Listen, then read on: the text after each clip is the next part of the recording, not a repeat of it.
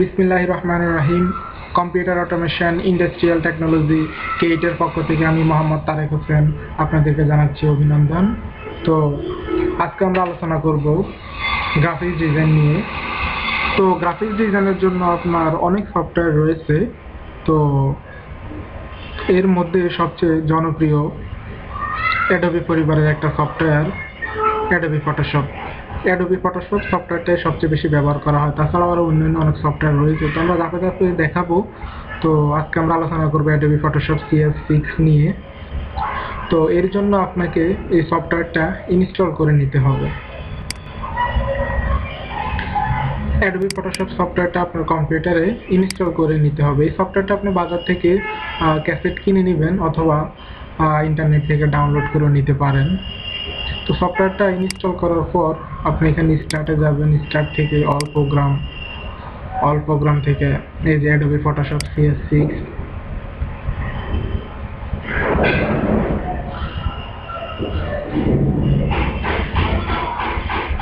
এটাই Adobe Photoshop CS6 সবচেয়ে জনপ্রিয় একটি সফটওয়্যার। এই সফটওয়্যারের সাহায্যে আপনি আপনার প্রাতিষ্ঠানিক বিভিন্ন কাজ করতে পারেন, ইমেজ এডিটিং করতে পারেন, ইমেজের বিভিন্ন কালার দিতে পারেন, আপনার কোম্পানির বিভিন্ন লোগো, ব্যানার, লিফলেট সব কিছুই আপনি এই সফটওয়্যারটির মাধ্যমে করতে পারেন।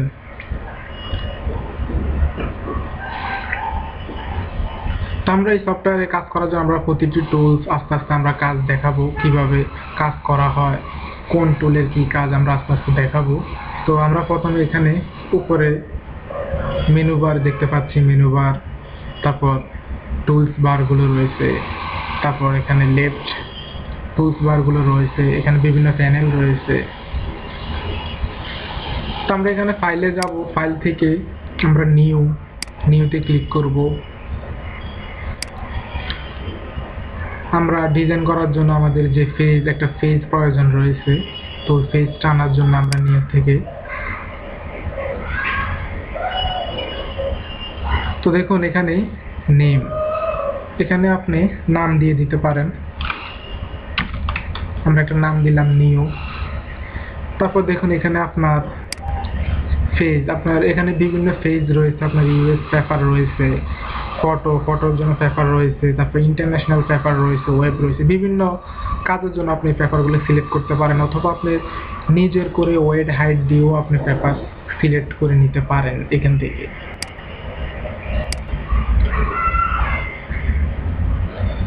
তো এটা হচ্ছে ওয়েড, ধরুন আমরা এটার ওয়েড দিলাম,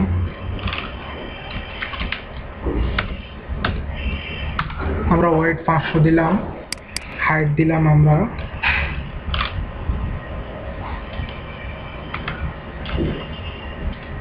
600। তো পাশে দেখুন পিক্সেল, এটা আমরা ওয়েট দিচ্ছি 500 পিক্সেল, হাইট দিচ্ছি আমরা 600 পিক্সেল। এখানে আপনার ইঞ্চি রয়েছে, তারপর সেন্টিমিটার রয়েছে, মিলিমিটার রয়েছে। আপনার যদি এখানে আমরা যদি ইঞ্চিতে ক্লিক করি তাহলে দেখুন 6.944 ইঞ্চি, আর পিক্সেল হচ্ছে আপনার 500 পিক্সেল। আমরা এটা 600 করে দিই। আর রেজুলেশন, এটা হচ্ছে রেজুলেশন। সাধারণত আমরা যে ইমেজগুলো আমরা আমাদের বিভিন্ন ফেসবুক, ইউটিউব, টুইটার, টমলার, পিন্টারেস্ট ইত্যাদিতে আমরা যখন ব্যবহার করব, আমাদের ওয়েবের জন্য ব্যবহার করব, তখন সেক্ষেত্রে আমাদের রেজুলেশন সাধারণত 72 টাকাই বেস্ট। আর যখন আমরা প্রিন্টের জন্য কাজ করব, অর্থাৎ আমরা প্রিন্ট করে যখন বাইর করব আমাদের কোনো লিফলেট, লোগো, এগুলো যখন আমরা প্রিন্ট করে বাইর করব, তখন এখানে রেজুলেশন সাধারণত 300 থেকে 300-র উপরে দেওয়াটাই বেটার। 300, 400, 500 আপনি দিতে পারেন। তো যাই হোক, এখানে আমরা যেহেতু আমরা আমাদের ওয়েবের জন্য কাজ করব, তাহলে এখানে 72 থাকুক। আর এটা হচ্ছে আপনার কালার মোড RGB। এটা হচ্ছে আপনার ওয়েবের জন্য, অর্থাৎ আপনি বিভিন্ন সাইটে এগুলো প্রদর্শন করবেন, আপনার বন্ধু বান্ধবকে দেখাবেন, বা আপনি আপনার ওয়েবসাইটে এগুলো দেখাবেন, সেজন্য RGBটাই বেস্ট, RGB ব্যবহার করা হয়। আর আপনি যদি প্রিন্ট করেন, প্রিন্ট করার জন্য এখানে CMYK ব্যবহার করা হয় প্রিন্ট করার জন্য। তো আমরা প্রথমে RGBটাই দেখি, RGB রেড, গ্রিন, ব্লু। আর এখানে 8 বিট, 16 বিট, 32 বিট রয়েছে। তো এখানে 8 বিটে থাকুক। আর এটা হচ্ছে ব্যাকগ্রাউন্ড কালারটা হোয়াইট আছে, তারপরে আবার ব্যাকগ্রাউন্ড কালার রয়েছে, এখানে আবার ট্রান্সপারেন্ট রয়েছে। আমরা এখানে হোয়াইট দিব।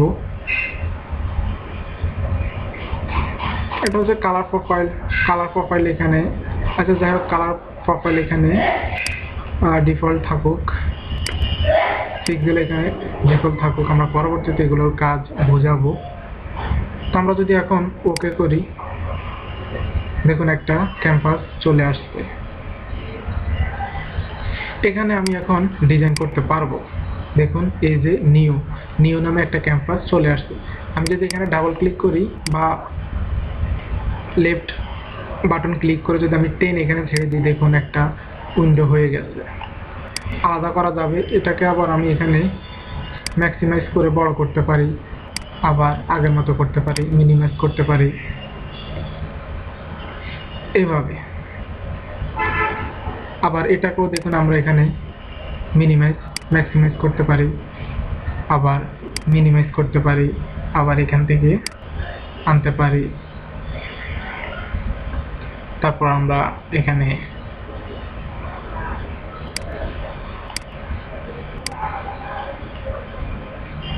এটাকে ম্যাক্সিমাইজ করতে পারি। তারপর আমরা ধরুন উইন্ডোজে যাব, উইন্ডোজ থেকে আমরা এখানে যাব, উইন্ডোজ থেকে আমরা অ্যারেজে যাব, অ্যারেজ থেকে আমরা এখানে এই যে নিউ উইন্ডোজ ফর, দেখুন আমরা যেটা মিনিমাইজ করেছিলাম সেটা হচ্ছে আমাদের এটা।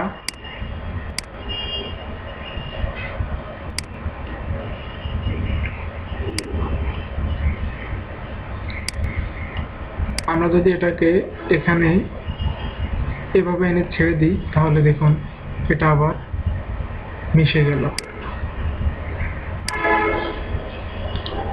তারপর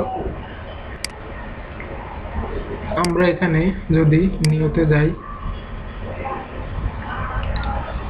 নিউ থেকে আমরা যদি আরেকটা ডকুমেন্ট ওপেন করি, তাহলে দেখুন এই যে আরেকটা ডকুমেন্ট ওপেন হয়ে গেছে এই জায়গাতে। আমরা যদি এখানে ক্লিক করি তাহলে আমাদের আগেরটা, এটা হচ্ছে পরেরটা। আবার যদি নিউতে যাই, আরেকটা ওপেন করি, তাহলে এটা এই পাশে চলে আসছে। আবার এটাকে আমরা এভাবে টেনে এভাবে ছেড়ে দিতে পারি, এভাবে আলাদা করতে পারি, আবার একসাথে করতে পারি।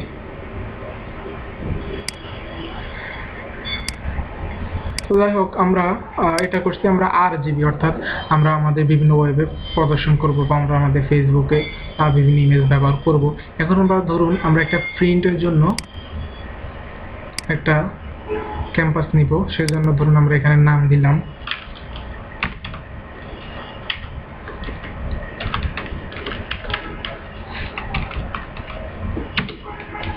নিউ টু, আমরা নাম দিলাম। এখানে আমরা ধরুন আমরা ফটো নিলাম। তো ফটোর জন্য দেখুন সাইজটা এখানে তারা স্যাম্পল দিয়ে দিয়েছে, এটাই থাকুক। ওয়েট 3 ইঞ্চি, হাইট 2 ইঞ্চি, তারা একটা স্যাম্পল দিয়েছে, আমরা তাদের স্যাম্পলে রাখলাম। তারপর রেজুলেশন 300, রেজুলেশনটা আমরা বাড়াই দিলাম 300 থাকুক। এখানে আমরা CMYK অর্থাৎ সায়ান ম্যাজেন্ডা ইয়েলো, আর কে দ্বারা ব্ল্যাক বোঝায়, এখানে cyan magenta yellow black. Background আমাদের হোয়াইটে থাকুক। যাক, আমরা এখন ওকে করি। এই যে দেখুন এই যে CMYK, অর্থাৎ এটা আমরা আমাদের প্রিন্টের জন্য বাইর করব, আর এটা হচ্ছে আমাদের বিভিন্ন ওয়েবের জন্য আমরা ব্যবহার করব।